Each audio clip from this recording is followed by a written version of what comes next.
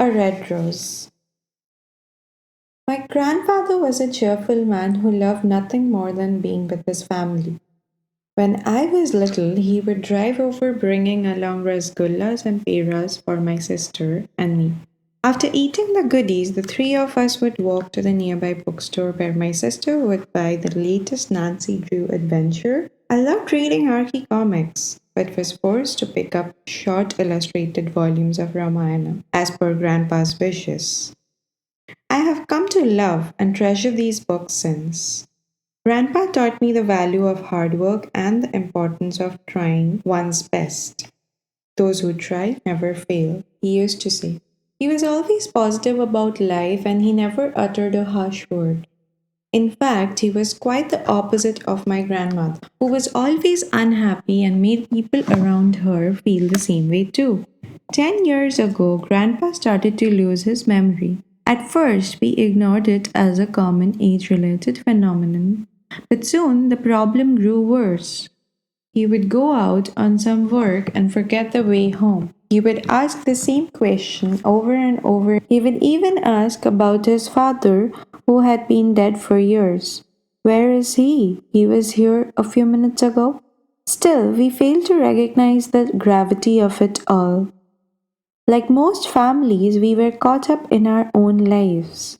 Finally, Grandpa's condition couldn't be ignored anymore.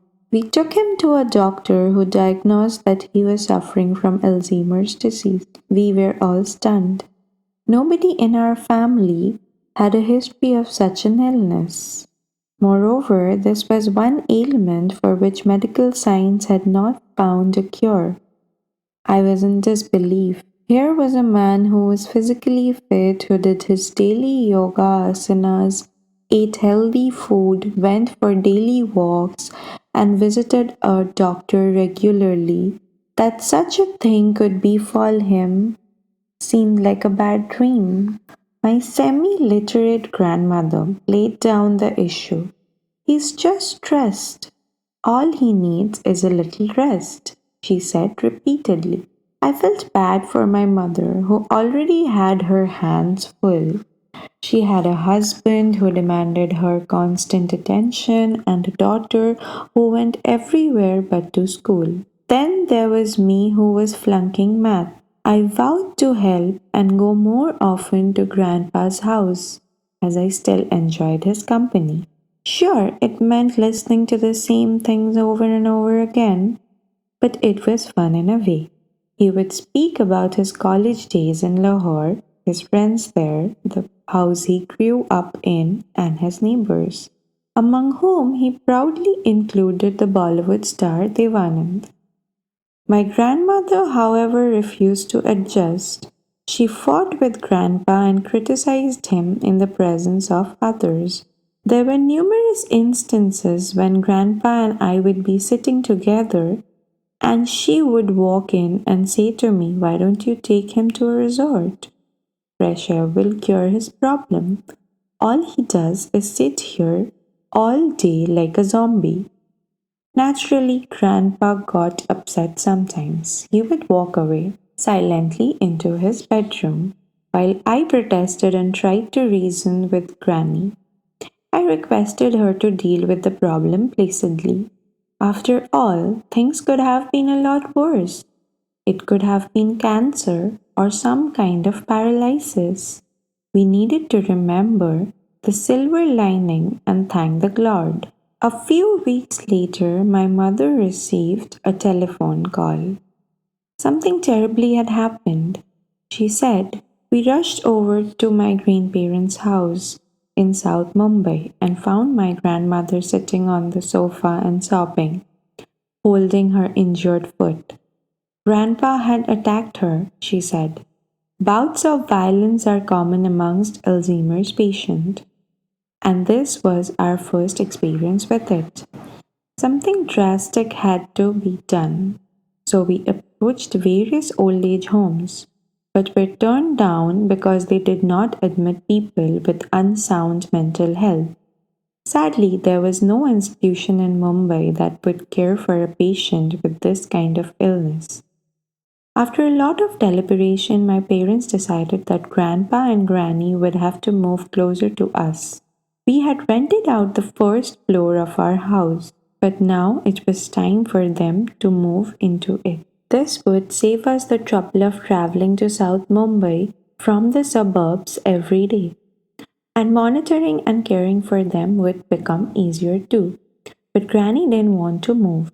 She had lived in her house for most of her life. She didn't want to leave her prized rose garden behind.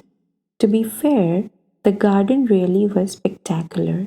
It had the sweetest smelling roses one could ever find, yellow, white, and my personal favorite, red.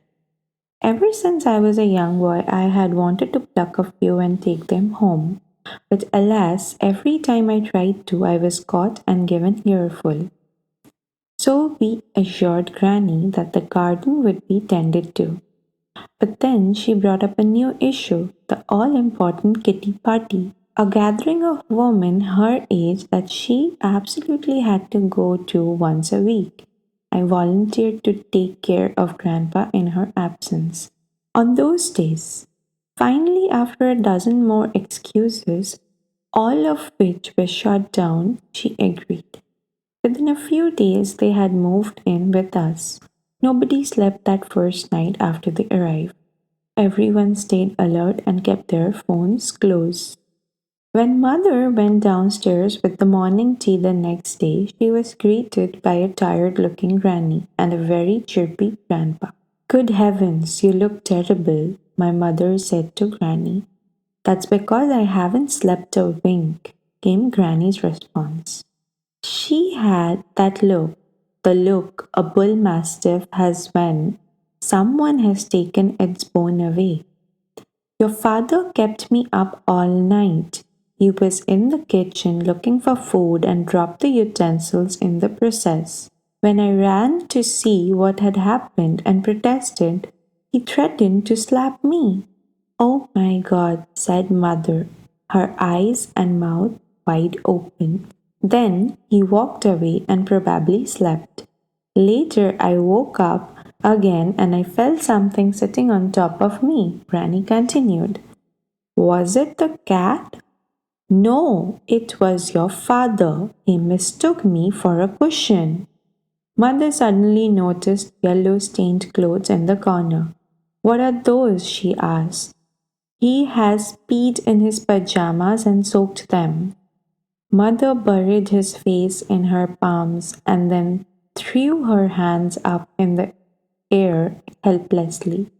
3 more days went by in a similar fashion. On the fourth day, we saw some improvement with Grandpa sleeping soundly throughout the night. Unfortunately, Granny had lost her patience by then. She packed her bags, ready to move back to her house in southern Mumbai. We tried convincing her, but to no avail.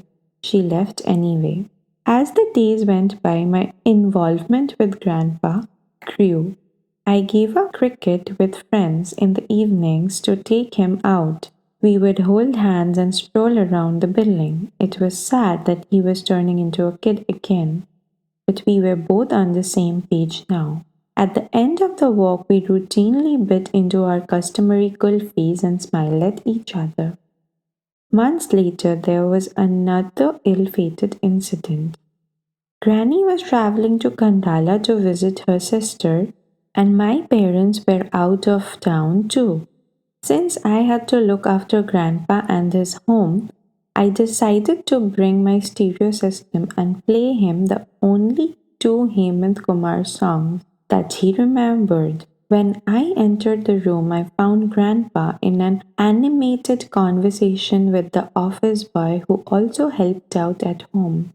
The boy knew my grandfather's condition, but after answering repeated questions about long dead erstwhile business associates, he had reached his limit. The moment he saw me, he suggested that I grant him the rest of the day off. I thought about it and agreed. I was confident of handling Grandpa all by myself. By the noon, the maid had completed the day's work and left. It was nearly 3:30. I don't sleep in the afternoons, but Grandpa felt like taking a nap. He slowly walked to his bedroom, leaving me to my own devices. Watching television would mean disturbing him, so I opted for reading the novel I had brought with me. The book was so dull that I was snoring within 15 minutes. Suddenly, Grandpa woke me up. Who are you? He asked. I'm your grandson, Saurav, I responded, slightly rattled by the anger I saw on his face. Who's Saurav? Your grandson. I don't have a grandson. Get out, he hollered in rage. But I need to stay here and look after you. I said, get out. No, calm down, Grandpa. He rolled up his sleeves and rushed at me, roaring. Don't make me do something I might regret later. Please sit down, I yelled at the top of my voice. Taken aback at my unexpected reaction, he stumbled back to his bedroom, still muttering expletives. I was in dilemma. He wanted me to go, but I couldn't leave him alone to wander about and get lost outside, or even run over while crossing the road. Frantically, I telephoned Granny, but her phone was unreachable. Soon, Grandpa walked into the room again, and I froze with fear. Why haven't you left yet? I am the owner of this place. Get out. Before I could respond, bam, came the blow, and I was knocked off my feet. He had missed my left eye by a whisker. Once again, he walked back to his bedroom and closed the door. I sat on the sofa, nursing my injured cheek and thinking about the absurdity of what had just happened. 5 minutes went by, the door opened, and Grandpa came out with his hands behind his back. He saw me sitting there and walked slowly towards me with a stern look on his face. This time I was prepared to duck or even run if required. There was no question of fighting back and hurting him, of course. Grandpa came and stood within a few inches of me, his hands still behind his back. Then he extended his right hand and slowly caressed my cheek and wiped away my tears. And taking his left hand from behind his back, he presented me with a beautiful red rose. This story was written by Saurabh Kumar and edited by Sudha Murty. Hope you like the story. If you like it, please like, share, and subscribe. And let me know in the comments that whether you liked it or not. Thank you.